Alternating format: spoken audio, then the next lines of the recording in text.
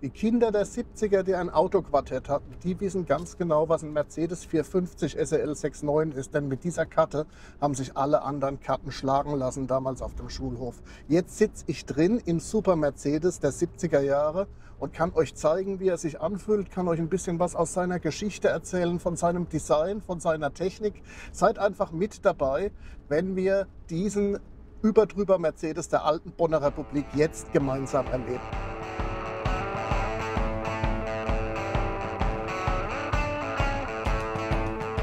Ja, liebe Oldtimer-Fans, die Sommerpause ist vorbei. Wir haben die Zeit genutzt und viele neue Videos gedreht. Und zwar genauso, wie ihr euch das gewünscht habt.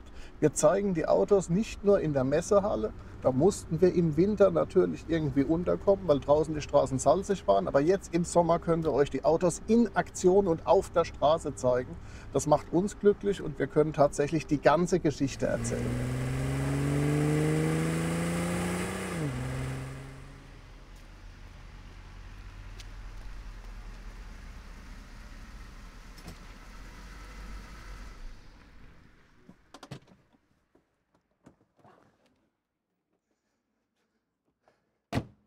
Ja, heute sind wir natürlich adipöse SUV gewöhnt und auch Mittelklassewagen, die 2 Meter breit sein können. In den 70er Jahren war das ganz anders. Damals war der Mercedes W116 das wuchtigste, das größte, das breiteste, das autoritärste Oberklasseauto, das man auf dem europäischen Markt hat kaufen können. In Amerika gab es natürlich Cadillac, die ein bisschen breiter und ein bisschen länger waren. Aber der Mercedes war damals der absolute Maßstab, was den Auftritt angeht. Und der Gag war natürlich, der 450 SEL 6.9 hat nicht gezeigt, dass hier das Topmodell kam, weil auch der ganz normale 280S oder 280 SE mit 6 Zylindern sah genauso aus, zumindest als Langversion. Er war so breit und hatte denselben Auftritt. Das heißt, man hat im Rückspiegel nicht gesehen, was da von hinten kommt. Kommt da der 280S mit 156 PS oder kommt der 6.9er mit 286 PS? Das haben nur Insider gesehen, nämlich an den etwas breiteren Reifen. Das Design des W116 war damals, 1972, auch ein Abschied vom klassischen Stil der 60er Jahre. Er hat natürlich noch die Chromstoßstangen, die auch sein Vorgänger hatte, aber er trägt nicht mehr die Hochkantscheinwerfer, sondern Scheinwerfer wie Glasbausteine, die natürlich auch die enorme Breite betonen. Hier mit der Scheinwerfer-Wischwaschanlage. Also das war natürlich schon ein ungeheurer Auftritt für die damalige Zeit. Wir sehen hier auch die originale Räder-Reifen-Kombination, heute relativ selten. Die guten Michelin XWX-Reifen tatsächlich mit dem authentischen Profil der 70er Jahre und die Fuchs-Aluräder, also geschmiedete Aluräder, die heute unter Mercedes-Fans als Barockfelgen populär sind. Die waren beim 6.9 serienmäßig. Die Normalmodelle haben ganz klassisch Raddeckel mit verchromtem Rand gehabt. Ja, wie es sich für das beste Auto der Welt gehört, steckt die Perfektion auch in Details, die man nicht sieht, sondern nur spüren kann. Zum Beispiel die Türgriffe, die haben Gegengewichte, damit sich das haptisch elegant eröffnet. Das wissen die wenigsten. Und was natürlich alle Mercedes W116-Liebhaber sehr, sehr mögen, das ist dieser Türenschlag. Der macht nicht Klack, der macht Wapp. So muss das bei einem Mercedes der 70er Jahre sein.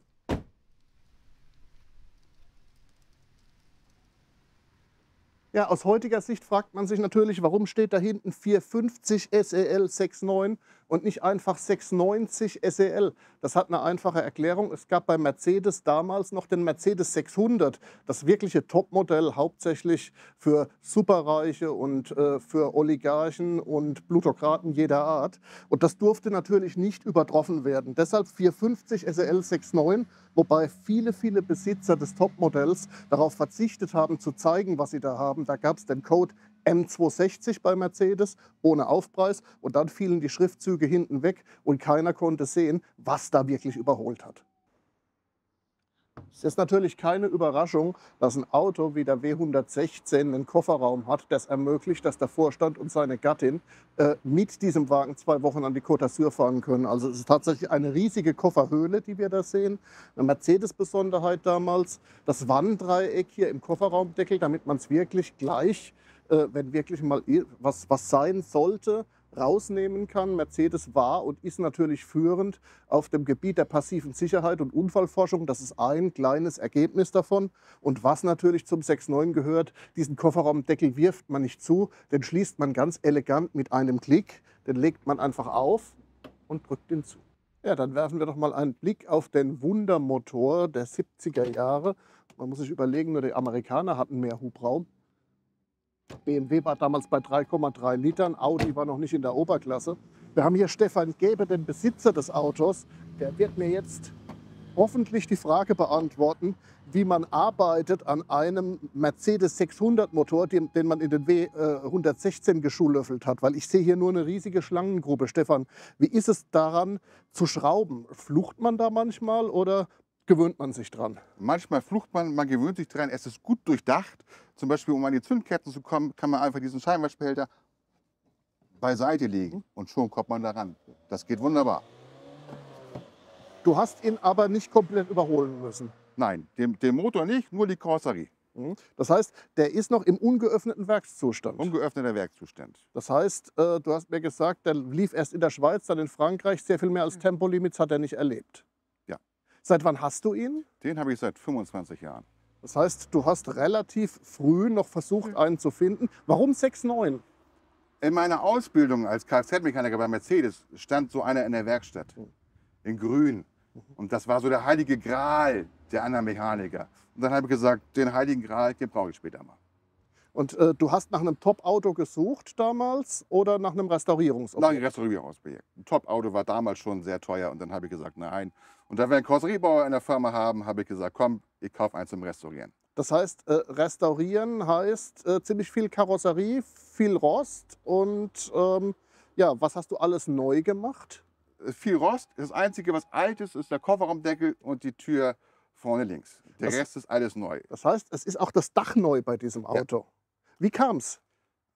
An dem Dach war hier vorne eine kleine Roststelle. Und da habe ich zum Karosseriebauer gesagt, wir machen jetzt schon so viel, dass Achim, komm, das Dach machen wir mit. Und es gab noch weltweit 3 Dächer. Und dann habe ich gesagt, komm, eins kaufe ich. Und das haben wir auch eingeschweißt. Das heißt, es wäre eine unwiederholbare Restaurierung heute? Mittlerweile ja.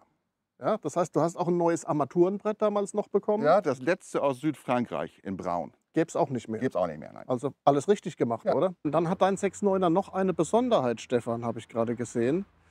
Ich glaube, ich habe hier die ABS-Regeleinheit gesehen. Genau. Das heißt, es ist ein später 6.9er, der hat schon ABS, weil im W116 tatsächlich 1978 das Anti-Blockiersystem zum ersten Mal weltweit in einem Auto bestellbar war. Noch eine Besonderheit, ich hoffe, wir werden sie jetzt nicht brauchen, weil jetzt probieren wir mal aus, wie sich dieses Superauto der 70er Jahre im Straßenverkehr von hier und heute benimmt. Da freue ich mich sehr drauf.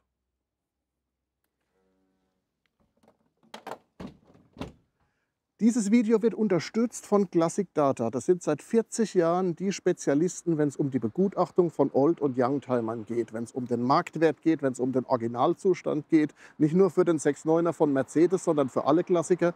Die 400 Classic Data Partner in der ganzen Republik wissen Bescheid.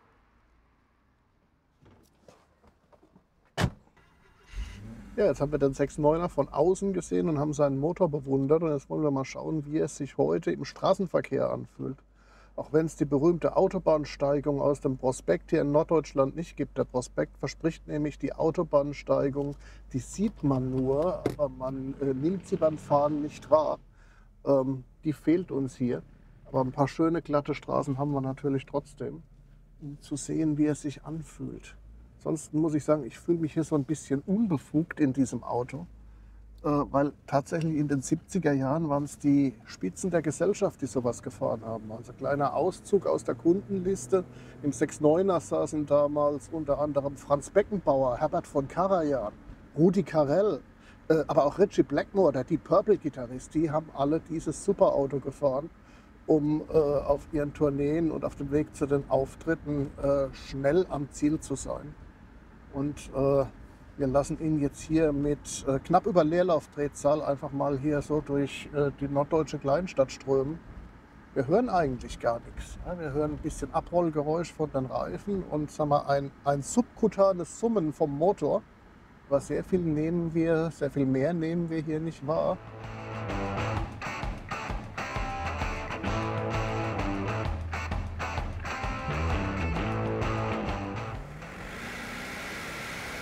Null auf 100 in 7,3 Sekunden, das war damals ein echter Sportwagenwert.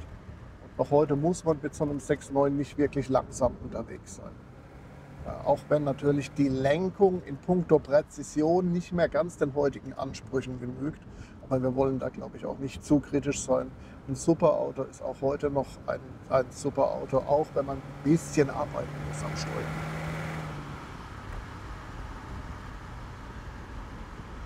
6,9 Liter Hubraum, 286 PS, 550 Newtonmeter maximales Drehmoment, davon 490 Newtonmeter, die praktisch immer zur Verfügung stehen. Das sind für die Begriffe der 70er Jahre Lastwagenwerte. So was gibt es sonst in PKWs nicht, auch in den meisten Sportwagen nicht. Aber der 6.9er realisiert natürlich hier wirklich eine Wucht beim Fahren, ohne auch nur die Stimme zu erheben.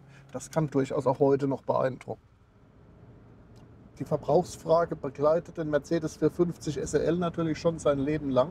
Er hätte eigentlich 1973 schon vorgestellt werden sollen, aber das kam nicht. Kam erst 1975 wegen der Ölkrise, weil man ein solches Auto damals zu Zeiten der Sonntagsfahrverbote nicht zeigen wollte. Und auch heute ist natürlich der Verbrauch ein limitierender Faktor.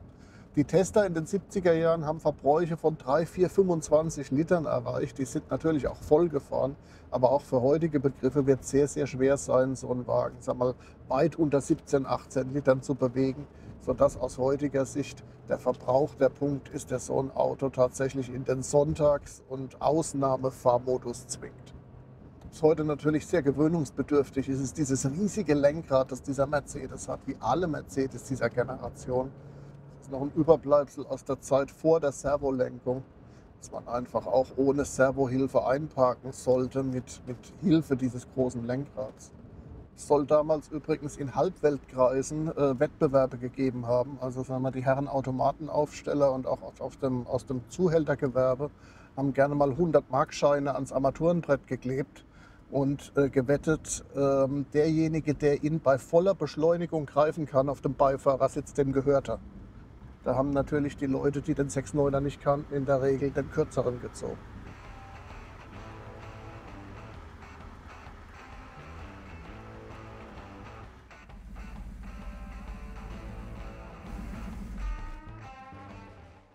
Es ist nicht nur die Vollausstattung der 70er Jahre, die einem heute fasziniert, wenn man in einem Mercedes 450 SEL 6.9 sitzt.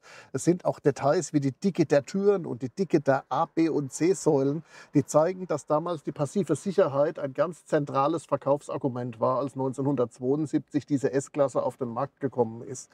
Das war damals nicht nur ein sehr schnelles und ein sehr repräsentatives Auto, sondern tatsächlich eine der sichersten, wenn nicht die sicherste Limousine ihrer Zeit.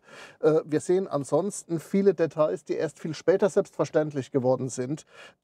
Auch in der Oberklasse und dann auch bei Mittelklasse-Modellen. Wir sehen hier zum Beispiel den Tempomat, den er schon hat, oder eine Sitzheizung, alles damals keineswegs selbstverständlich. Und dann sagen wir, sehr charmante Details wie die umschaltbare Hupe. Es gibt also hier ein Stadthorn und ein Überlandhorn. Hier, und dann schalte ich um. Ja, macht nur einen kleinen Unterschied, aber das ist der kleine Unterschied, der dieses Auto so besonders macht. Und natürlich, wir sehen hier die Wurzel-Nuss-Täfelung, die den 6.9er unterschieden hat von den einfacheren Modellen, von den Sechszylindern. Die hatten hier nur das einfachere Zebrano-Holz, das eigentlich schon elegant genug war, aber das war das Distinktionsmerkmal. Hier sitzt nicht der kleine Chef, sondern der große.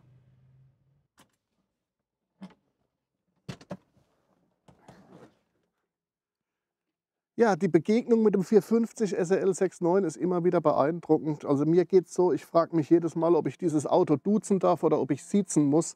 Er ist für mich vielleicht nicht mehr das beste Auto der Welt, aber ganz bestimmt das allerbeste Auto der alten Bonner Republik. Auf unserem Kanal Bremen Classic Motor Show zeigen wir euch viele andere Oldtimer- und Mercedes-Geschichten. Unter anderem waren wir mit dem ersten W123 T-Modell und auch mit dem Baby-Benz aus den 80er Jahren auf der Einfahrbahn in Bremen-Sebalsbrück. Seht's euch an, bleibt dran, wir kommen wieder. Bis bald.